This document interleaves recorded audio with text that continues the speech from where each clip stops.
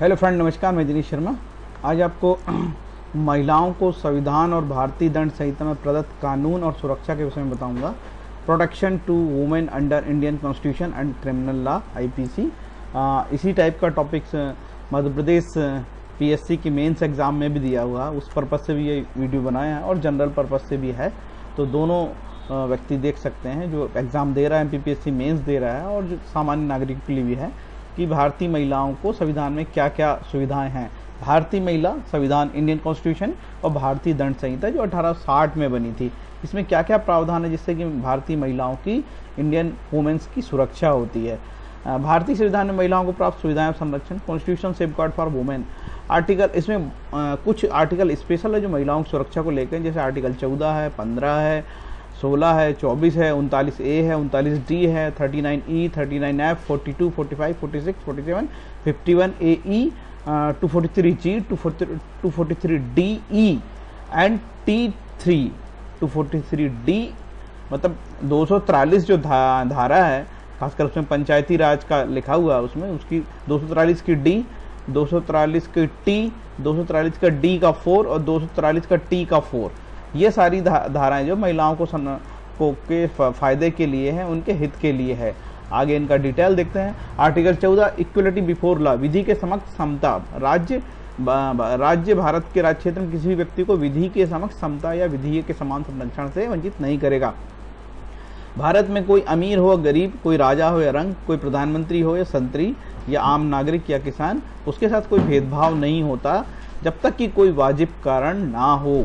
सामान्यतः सभी के साथ एक सा व्यवहार होता है, इसको बोलते हैं विधि के समक्ष समता। तो महिला और पुरुष के समक्ष भी कोई भेदभाव नहीं होता, किसी भी महिला के साथ कोई भेदभाव नहीं होता है। आर्टिकल 15 में लिखा है, धर्म, मूलवंश, जाति, लिंग या जन्म स्थान के आधार पर विभेद का प्रतिषेध। जैसे दुकानों, होटल, भोजनालय, सार्वजनिक मनोरंजन के स्थानों में प्रवेश से मना नहीं करेगा। तालाब, स्नान घाट, सड़कों आदि में कोई प्रकार जाति के आधार पर, लिंग के आधार पर, जन्म स्थान के आधार पर विभेद नहीं करेगा, ऐसा आर्टिकल 15 में लिखा है। 15(3) में लिखा है, लेकिन इस धारा की कोई बात राज्य को महिला और बच्चों के लिए कानून बनाने से नहीं रोक सकती। मतलब राज्य स्वतंत्र है महिलाओं के लिए और बच्चों के लिए कानून बनाने के लिए। यदि कोई राज्य महिला और बच्चों के लिए कानून बनाएगा तो इसका मतलब ये नहीं कि आर्टिकल 15 का कोई उल्लंघन होगा। आर्टिकल में कई प्रकार के किंतु परंतु जोड़ दिए जाते हैं। आर्टिकल 16 में लिखा है, equality of opportunity in matters of public employment, लोक नियोजन के विषय में अवसर की समता। किसी भी महिला को कोई भी रोजगार करने की स्वतंत्रता होगी, उसमें कोई किसी प्रकार का भेदभाव नहीं होगा। लेकिन अनुसूचित जाति, अनुसूचित जनजाति की महिलाओं को विशेष रिजर्वेशन का प्रावधान सरकार दे सकेगी आर्टिकल 16(4) के तहत, जो आर्टिकल 16 की लिखी बात का उल्लंघन नहीं माना जाएगा। तो आर्टिकल 16 में लोक नियोजन के विषय में अवसर की समता, भारत की सभी महिलाओं को कोई भी रोजगार व्यवसाय करने की स्वतंत्रता होगी। आर्टिकल 39 में लिखा है, राज्य द्वारा अनुसरणीय कुछ नीति तत्व। 39A में लिखा है, पुरुष और स्त्री को समान रूप से आजीविका के साधन प्राप्त करने का अधिकार होगा। 39D में लिखा है, पुरुष और स्त्री को समान कार्य के लिए समान वेतन होगा। जैसे हम देखते हैं ना कि आज भी कई प्रोजेक्ट्स में जब काम चलता रहता है कहीं पे भी, तो जो स्त्री है उसको कम मेहनताना मिलता है, मजदूरी मिलती है, और पुरुष को ज़्यादा मिलता है। लेकिन ये संविधान के खिलाफ है, इसलिए सरकार ने लिखा है 39D में, पुरुष और स्त्री को समान कार्य के लिए समान वेतन मिलेगा। 39E में लिखा है, पुरुष और स्त्री के कर्मकारों के स्वास्थ्य और शक्ति का तथा बालकों की सुकुमार अवस्था का दुरुपयोग न हो और आर्थिक आवश्यकता से विवश होकर नागरिकों को ऐसे कार्य या रोजगार में न जाना पड़े जो उसकी आयु या शक्ति के अनुकूल न हो। अब पुरुष और स्त्री के कर्मकारों के स्वास्थ्य, मतलब सरकार को पुरुष हो या स्त्री हो या बच्चे, सबकी हेल्थ का ध्यान रखना पड़ता है। तो सब सरकार ने कानून बनाई है कि मैटरनिटी एक्ट बनाई, कोई प्रसूति महिला, जो प्रेग्नेंट वाली महिला है उसको पर्याप्त छुट्टी का अवसर दिया जाएगा। और सरकार ने कानून बनाया, कोई 6 माह से 14 वर्ष का बच्चा से काम नहीं कराया जा सकता। बाल श्रम अधिनियम बनाया है, जो 1986 का बाल श्रम अधिनियम कहते हैं, वो इसीलिए बनाया गया है। तो इन्हीं धाराओं से प्रेरित होकर सरकार कानून बनाती है कि कोई व्यक्ति यदि काम करने की स्थिति में नहीं है तो उसे काम ना कराया जाए, कोई बीमार व्यक्ति से काम ना कराया जाए, उसका हेल्थ का ध्यान रखाया जाए, पुरुष स्त्री की हेल्थ का ध्यान रखा जाए। Article 39A, equal justice and free legal aid, समान न्याय और निःशुल्क विधिक सहायता। सभी महिलाओं को जो है समान न्याय मिलेगा और यथासंभव निःशुल्क विधिक सहायता भी सरकार देगी।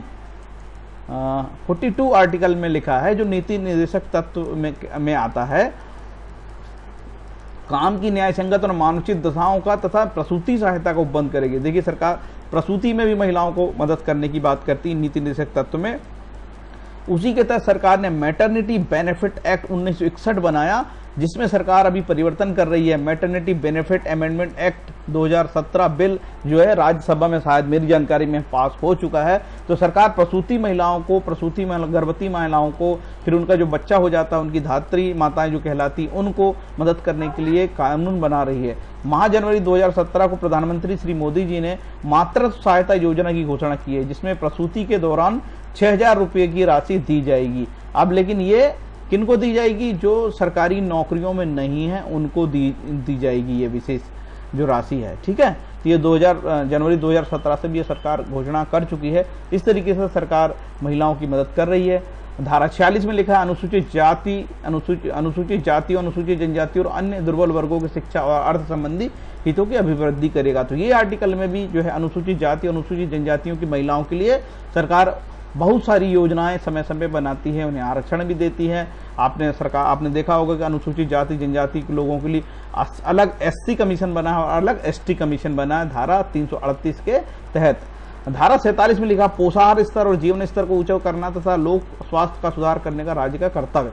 तो सरकार कर रही है पोषाहार स्तर। देखिए, सरकार ने एकीकृत बाल विकास परियोजना इंटीग्रेटेड चाइल्ड डेवलपमेंट स्कीम जो 1975 से चालू किया है। ये ICDS के तहत ही आंगनवाड़ियां चलती है, जो 1975 से चल रही है, जो 0 से 6 वर्ष के बच्चों के जीवन स्तर को सुधारने, उनके पोषण स्तर को सुधारने, उनको अच्छी पौष्टिक तत्वों से भरपूर खुराक दी जाती है, जिससे कि बच्चा कुपोषित ना हो। तो सरकार ने ICDS खोला है। इस धारा के तहत सरकार ने ICDS के तहत गर्भवती माताओं और किशोरी बालिकाओं को पोषण आहार देता है तथा 0 से 6 वर्ष के बच्चों को भी पोषण आहार देता है। सरकार ने इनकी मदद करने के लिए जननी सुरक्षा योजना भी लागू की है। तो कोई प्रसूति महिला यदि गर्भवती माता है तो उसकी प्रसव के दौरान तकलीफ ना हो, तो सरकार ने जननी सुरक्षा योजना भी चालू कर रखा सरकार ने। आगे दिया है भाग 4 का मूल कर्तव्य में, संविधान के भाग 4 का मूल कर्तव्य दिया है 51A(e) राज्य ऐसी प्रथाओं का त्याग करेगा जो स्त्रियों के सम्मान के विरुद्ध हो। सरकार चाहती है कि राज्य ऐसा काम करेगा, ऐसी कई कुप्रथाएं होती है, जैसे कि सती प्रथा थी, सती प्रथा को बंद कर दिया गया।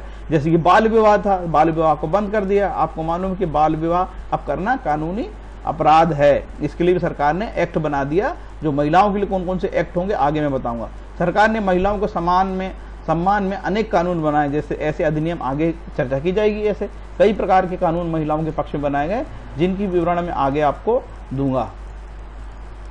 भाग 9 पंचायत, भाग 9 में दिया है कि जो स्थानों का आरक्षण 243D स्थानों का आरक्षण, प्रत्येक पंचायत के निर्वाचन में भरे जाने वाले कुल स्थानों की कुल संख्या के कम से कम 1/3 स्थान SC/ST रिजर्वेशन को छोड़ के स्त्रियों के लिए आरक्षित रहेंगे। ठीक है, तो सरकार जो है पंचायत निर्वाचन में 1/3 स्थान महिलाओं को देगी।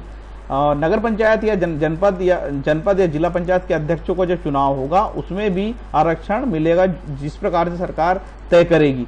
243T(3) में लिखा है, नगर पालिका निर्वाचन में भरे जाने वाले कुल स्थानों की कुल संख्या कम से कम 1/3 स्थान इसमें स्त्रियों के लिए आरक्षित होगा, लेकिन इसमें SC/ST का रिजर्वेशन, SC/ST की महिलाओं को रिजर्वेशन भी मिलेगा। तो इस तरीके से आरक्षण में भी जो है निर्वाचन आरक्षण दिया हुआ है, चुनाव में भी आरक्षण दिया गया है। पंचायत हो, चाहे जिला पंचायत हो या नगर पालिका हो या फिर पंचायत हो, आरक्षण की व्यवस्था है। अब हम देखते हैं कि महिलाओं एवं बच्चों हेतु कानूनी उपबंध, सरकार ने महिलाओं के लिए कितने कानून बनाई है।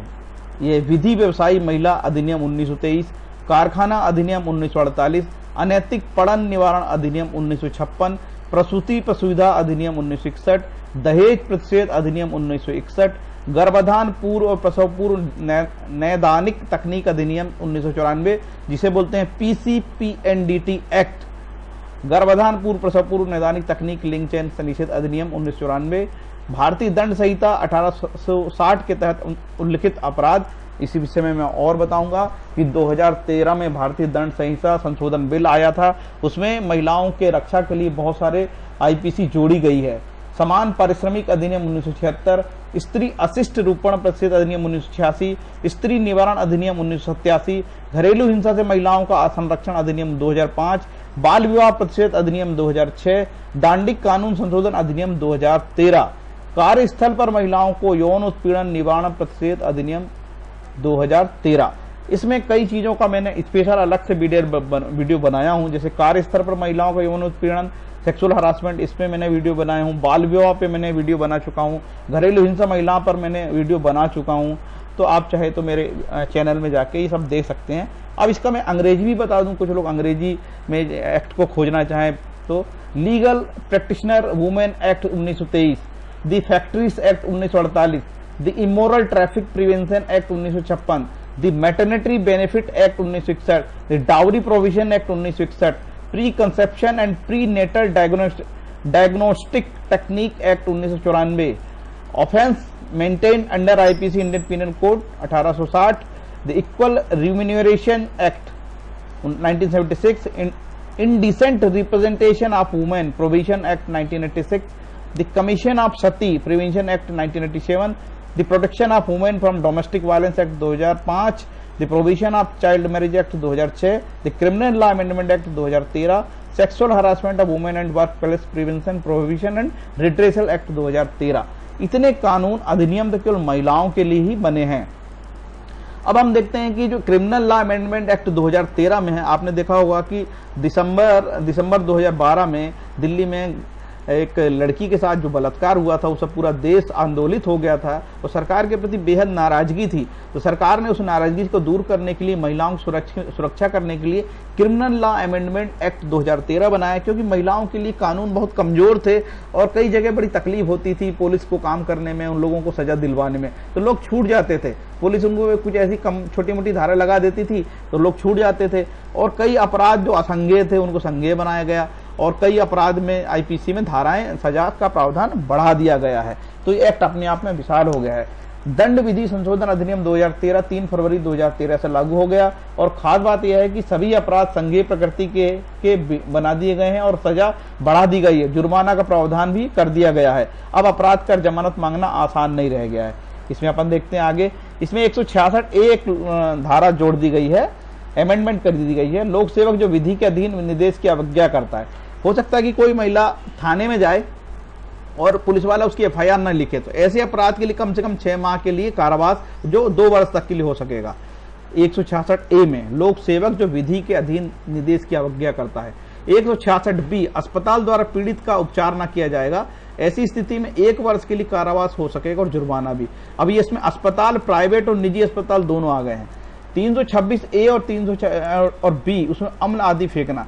पहले तेजाब फेंकने के लिए बहुत कम सजा का प्रावधान था, सरकार ने उसमें बढ़ा दिया है। 326A और B तेजाब आदि फेंकना, अम्ल आदि फेंकना, कम से कम 10 वर्ष के लिए कारावास जो आजीवन कारावास तक हो सकेगा, जो आजीवन कारावास तक हो सकेगा।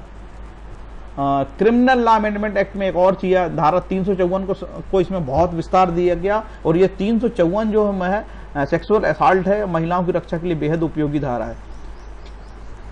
स्त्री की लज्जा भंग पहले 1 वर्ष के लिए सजा थी, जो अब 1 वर्ष से लेकर 5 वर्ष तक कर दी गई है। इसको 354 को अलग अलग भागों में बांट दिया गया है। 354A अवांछनीय शारीरिक संपर्क और आग्रह क्रियाएं अथवा लैंगिक संबंध बनाने की स्वीकृति की मांग या अनुरोध, अश्लील साहित्य दिखाने की प्रकृति का लैंगिक उत्पीड़न, लैंगिक आभासी टिप्पणी करने की प्रकृति का लैंगिक उत्पीड़न आदि है। इन सब के लिए सजा का प्रावधान 3 वर्ष तक हो सकेगा या जुर्माना है, या लैंगिक आभासी टिप्पणी, कोई केवल कलर टिप्पणी करेगा, कोई टांट कसेगा या कोई ऐसी बात कहेगा, कोई आभासी टिप्पणी करेगा, उसके लिए 1 वर्ष तक के लिए कारावास की बात कही गई है। तो निश्चित रूप से सजा का प्रावधान बहुत बढ़ गया। 354B विवस्त्र करना, मतलब निर्वस्त्र करना, किसी महिला के कपड़े उतारने के आशा से स्त्री पर हमला करना, कम से कम 3 वर्ष की सजा। 354C दृश्य रतिकता, मतलब वायरिज्म, कम से कम 1 वर्ष के लिए कारावास जो 3 वर्ष तक के लिए हो सकेगा और जुर्माना। इससे दृश्य रतिकता में क्या होता है कि कोई जैसे महिला छुप के घर में अपना बैठी हुई है, कोई छुपके से उसका फोटो खींच रहा है, या कोई वो नहा रही है तो उसका फोटो खींच रहा है, या वो इंटरनेट में कैफे में बैठी है तो कोई वहां से पीछा करता है, टेक्नोलॉजी के माध्यम से पीछा करता है, तो वो सारी चीजें इसमें कवर की गई है। यही इस अमेंडमेंट की विशेषता है। तो 354C वायरिज्म, 354D पीछा करना, स्टॉकिंग, कम से कम 3 वर्ष के लिए कारावास और जुर्माना। आपने देखा होगा कि जो लड़कियां कभी कॉलेज जाती हैं या कोचिंग जाती हैं या पढ़ने जाती हैं तो मान लो उसका पीछा करते हैं, यदि कोई लड़की अब शिकायत करेगी तो उसको कम से कम 3 वर्ष के लिए कारावास और जुर्माने से का भोगना पड़ेगा। इसमें 376 में बलात्कार जो है, 376 में बलात्संग, रेप, इस विषय में कम से कम 7 वर्ष तक की सजा का प्रावधान था पहले।